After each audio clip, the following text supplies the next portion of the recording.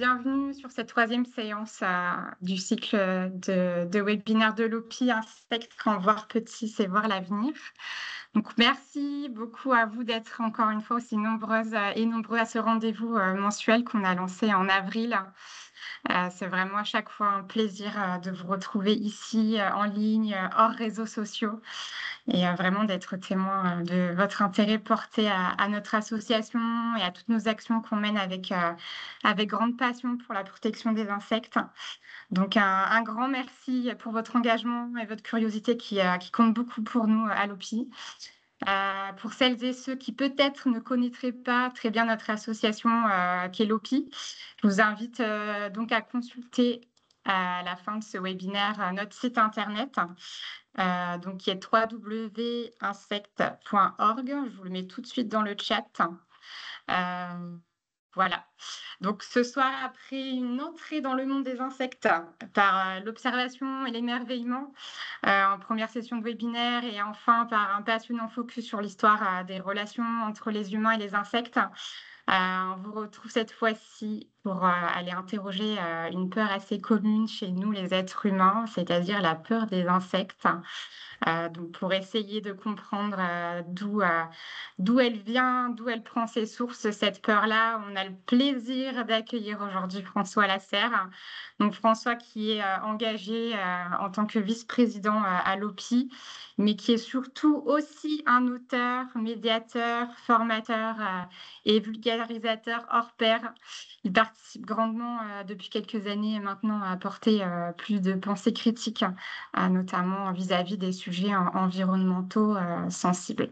Donc voilà, je vous laisse à présent avec François et je vous souhaite à toutes et à tous une très bonne écoute.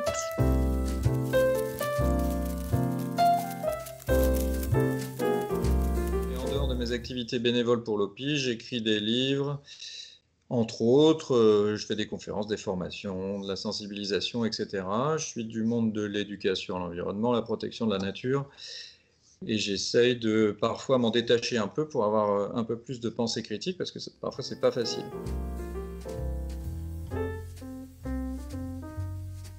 Déjà la question, est-ce que c'est normal d'avoir peur des insectes? J'aurais envie de vous dire un grand oui.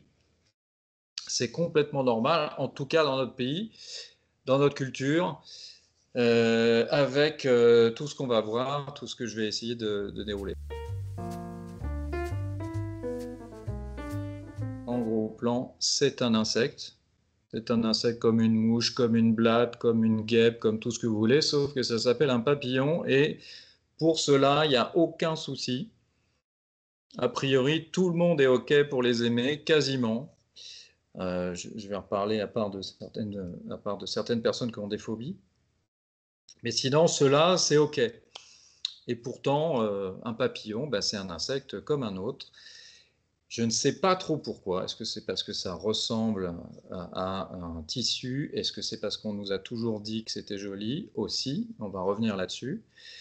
Et c'est vrai que par rapport à un autre insecte, comme par exemple cette mouche domestique, prise en gros plan, oui, puisque de loin, elle peut être beaucoup plus sombre. Et en fait, les mouches domestiques, un peu celles qu'on voit régulièrement dans les maisons, sont un peu plus colorées quand on les prend en gros plan et quand on s'approche tout près d'elles. Et c'est vrai que si sur notre table se pose cet insecte, en général, tout le monde va dire « Oh là là, le joli papillon !» Je reviendrai là-dessus. Et quand à côté de lui se pose éventuellement cette mouche, là, on va la chasser d'un revers de manche, alors que d'un revers de main.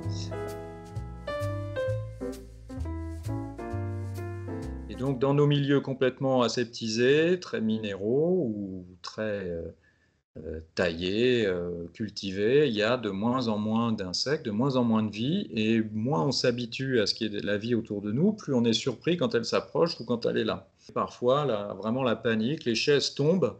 On n'est plus habitué à côtoyer plein d'insectes tout le temps, et quand un bourdon qui est assez gros et poilu s'approche, en fait, on est devant l'inconnu. On ne sait pas, et devant l'inconnu, on est inquiet. Et puis, c'est vrai aussi que certains insectes, comme par exemple les guêpes, je vais revenir là-dessus, rentrent aussi un peu parfois, s'approchent et rentrent dans notre bulle. Alors, on a tous une bulle plus ou moins grande autour de nous, mais c'est vrai qu'un non-humain qui rentre dans notre bulle, ben, on n'est plus du tout habitué à ça. Les rares espèces qui s'acclimatent dans nos environnements sont pas mal liées depuis longtemps à la saleté. Ou si elles viennent là où il y a plein d'humains et d'humaines, bah, c'est parce qu'elles cherchent à nous piquer. Donc, on les associe pas mal à des piqûres et parfois à des problèmes de santé, puisque quelques-uns peuvent transporter ou nous embêter avec des maladies. Pas beaucoup.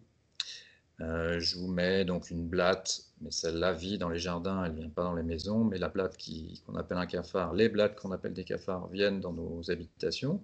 En fait, on les a fait venir de loin et elles ne vivent que de loin de pays plutôt chauds, et du coup, ces blattes-là en particulier vivent plutôt dans des bâtiments, sinon elles mourraient dehors. Du coup, en partie pour ces raisons, les mots qui sont associés aux insectes sont généralement négatifs, voire quand on ne veut pas qu'ils soient négatifs. Donc, c'est sale, ça pique, c'est dangereux, ça peut apporter des maladies, c'est moche, etc. Parfois, en voulant bien faire, on va dire ne t'inquiète pas, ça ne pique pas, c'est pas dangereux, c'est pas la petite bête qui va manger la grosse, donc on met du ne pas. Et en psychologie, on sait que le ne pas, au bout de quelques jours, on l'oublie un peu. Donc si vous avez dit ce n'est pas dangereux, au bout de quelques jours, on va retenir plutôt le mot dangereux. Et donc, plutôt que ce n'est pas sale, dites c'est propre. Surtout, et pas ne t'inquiète pas, c'est propre, parce qu'on a ajouté le mot t'inquiète, mais c'est propre, c'est inoffensif, plutôt que ça ne pique pas. Je la trouve jolie, là on tombe dans la subjectivité, mais peu importe, on peut mettre aussi de notre subjectivité. Je la trouve jolie, etc., etc. Et c'est pas du tout intuitif.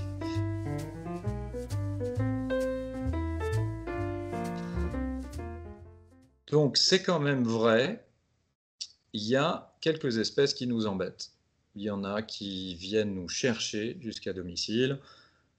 Ça dépend de qui vous êtes dans la vie, mais on va dire que si je vous demande quelles sont les espèces qui vous embêtent, on va dire qu'il y a une vingtaine d'espèces. Vous allez évidemment me dire les moustiques, les puces, les tiques, c'est des arachnides, mais peu importe. Et voilà, il y a une vingtaine d'espèces. Et en fait, on aime bien rappeler aussi à l'OPI que c'est sur environ 50 000 sortes d'insectes qui vivent en France métropolitaine. Donc finalement, il y a très très très peu d'espèces qui nous embêtent. En revanche, ces espèces nous embêtent particulièrement et on va retenir particulièrement ces espèces. Et parfois, si on ne réfléchit pas, on a tendance à du coup stigmatiser toutes les autres. Il y a des études qui montrent aussi que plus le regard d'un animal non humain, ici un bébé phoque, ressemble au regard des humains, et je vous ai mis cet artiste, vous comprendrez pourquoi, et bien plus on serait, disons, empathique, plus on aurait une capacité d'empathie. Et donc ceux qui ont un regard sont un peu proches de nous phylogénétiquement parlant, donc plus notre ancêtre est commun avec un animal non humain, ben, plus on serait en empathie. Alors en premier lieu avec des chimpanzés, mais on a l'impression de se regarder, et puis d'autres primates que nous. Et puis, jusqu'à ce phoque, un mammifère qui est quand même assez proche de nous. Et plus on s'éloigne dans l'arbre généalogique, plus c'est compliqué pour nous d'avoir de l'empathie. C'est vrai qu'on a plus de mal à s'identifier avec un poisson, et peut-être que les insectes seraient encore un peu trop éloignés de nous. Du coup, c'est plus difficile d'être en empathie. Alors, là, en s'approchant de cette abeille sauvage, on lui voit quand même un visage, mais c'est vrai qu'il y a aussi quelque chose qu'on ne fait pas, c'est que c'est ça que le dédain concernait aussi le fait qu'il soit tout petit. Puis comme pour plein d'autres sujets dans la vie, que ce soit je sais pas moi, le Covid, la politique, n'importe quoi, ben, les animaux non humains ne sont pas épargnés par les idées reçues, les infox, les mythos. Ça, c'est clair. Et moins on connaît un sujet, plus les idées reçues farfelues peuvent circuler, puisque personne n'y connaît rien, et donc ça peut circuler facilement. Et je vous invite toujours à penser à faire le parallèle avec, avec les humains et les humaines. Plus des humains et des humaines sont différents de nous, bizarres par rapport à nous, en tout cas différents de nous, plus on aura tendance à accepter des idées reçues et parfois négatives. Un truc hyper important, et c'est toujours essayer, n'hésitez pas à toujours faire le parallèle avec les humains et les humaines. Beaucoup d'insectes ou d'arachnides ou de mille pattes, c'est vraiment un délit de sale gueule. Pourtant, vous le savez, entre humains et humaines, on se dit pas le physique, c'est pas de sa faute si cette mouche est comme ça sur Terre, c'est pas de la faute si un humain ou une humaine est comme ça, donc on sait que se moquer du physique, c'est complètement, c'est pas rationnel puisque la personne n'y peut rien. Eh bien, c'est pareil avec les animaux non humains, ils n'y peuvent rien. Souvent, ce qu'on essaye donc de corriger chez les humains et les humaines, donc par exemple pas le physique, mais avec les autres espèces, on se lâche complètement. Et plus cet insecte est méconnu, plus on en a peur, plus on est inquiété, plus il y a d'idées reçues, plus on aura tendance à dire être dans le délit de sale gueule. Et si je vous mets une autre mouche, donc là je vais rester chez les mouches, je vous mets deux mouches, eh ben, on va peut-être avoir tendance à préférer celle de gauche, même si elle ressemble un peu à une guêpe et que si on est inquiété des guêpes. Mais voilà, le fait d'être coloré, le fait d'avoir des critères qui vont plus dans nos critères esthétiques, et ça c'est très culturel, si vous allez dans d'autres pays, il y aurait d'autres critères esthétiques.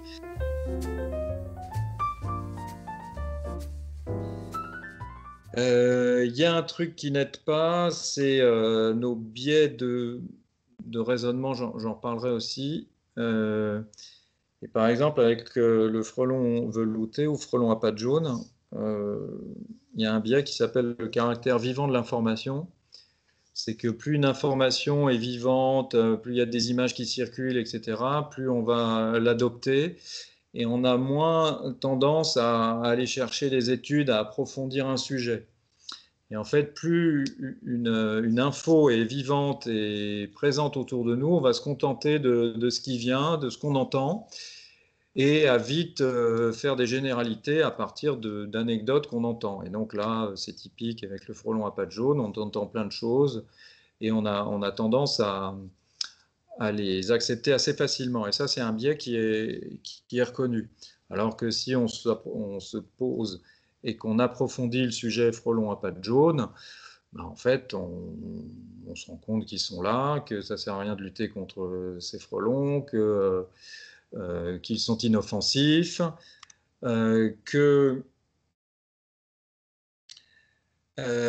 sont mangés désormais par d'autres animaux, donc ils font partie dans ce qu'on appelle, les pauvres, la chaîne alimentaire. Mais ça, c'est quand on approfondit un sujet.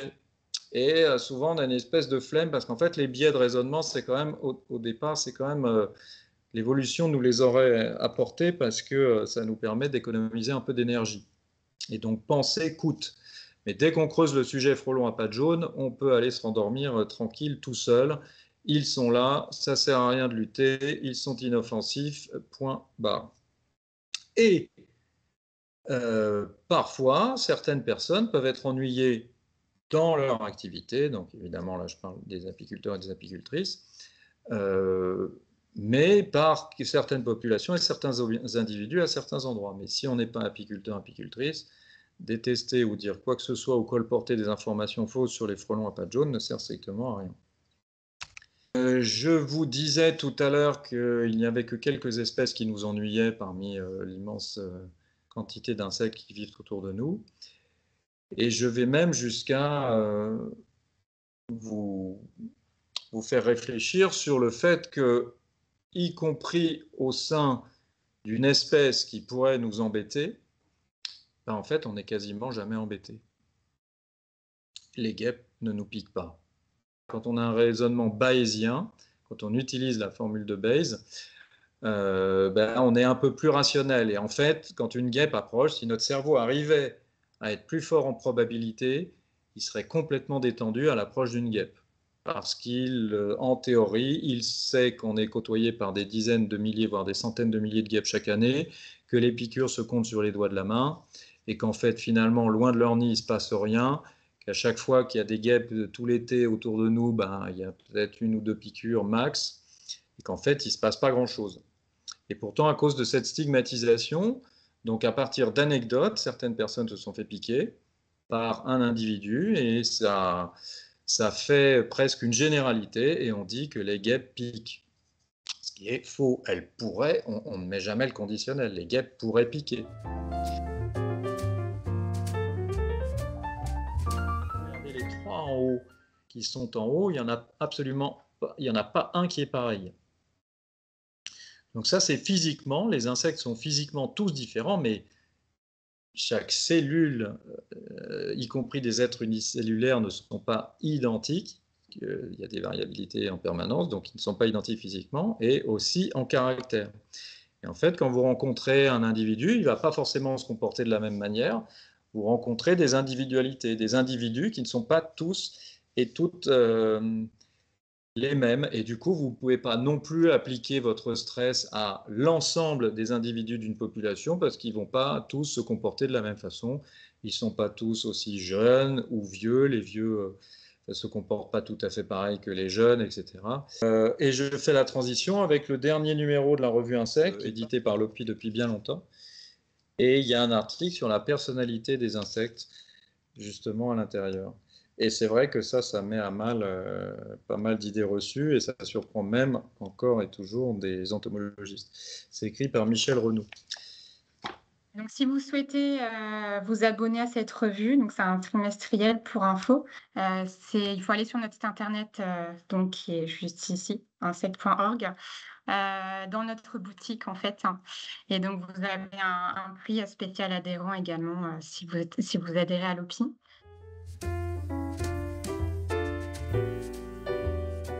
On va peut-être juste expliquer ce qu'est le spécisme. C'est cette croyance comme quoi il y aurait des différences entre les espèces. Et en général, une hiérarchie, et l'espèce humaine serait au-dessus du lot et les autres espèces moins. On est dans une société spéciste puisqu'on se comporte comme si les autres animaux pouvaient être nos choses, voire nos aliments. Donc on est dans une société spéciste, et donc il y a le terme spéciste, et quand on est contre ce spécisme, on est antispéciste. Oui, c'est un beau sujet, mais on est déjà spéciste vis-à-vis de mammifères, puisqu'on mange des cochons ou des vaches, qui sont qui sont quasiment comme nous. Donc, oui, de toute manière, on est spéciste. Mais ça commence dès les mammifères. Donc, du coup, quand on en vient aux insectes, là, voilà, la considération, ça rejoint un peu ce dédain, elle est moindre. Je rappelle que l'OPI vous invite à signaler des insectes tout autour de... Voilà, et surtout cet été si vous croisez des insectes, parce qu'il y a des insectes dont on ne connaît pas trop l'aire de répartition en France, à commencer par les lucanes cerfs-volants, les rosalies des Alpes, et puis d'autres. Et donc si vous voyez une rosalie des Alpes, c'est ce coléoptère-là, ou un lucane cerf-volant, même s'il est mort, vous le signalez à enquête d'insectes. Si vous tapez enquête lucane ou enquête rosalie, vous allez tout de suite tomber sur le lien, et il n'y a pas de compte à créer, vous la signalez, c'est géolocalisé, et ça permet à l'OPI au muséum d'avoir une carte de répartition des lucanes ou des rosalies. N'hésitez pas aussi à relayer ce cycle de webinaire sur les réseaux sociaux. Vous êtes nombreux à nous suivre sur Instagram, notamment sur Facebook, Twitter. Rendez-vous le mercredi 24 juillet pour la 4e session de webinaire. Donc pareil, à la même heure, à 18h30. Et donc là, ça sera avec Pierre Zagatti, qui, je crois, est avec nous ce soir. Donc on le salue.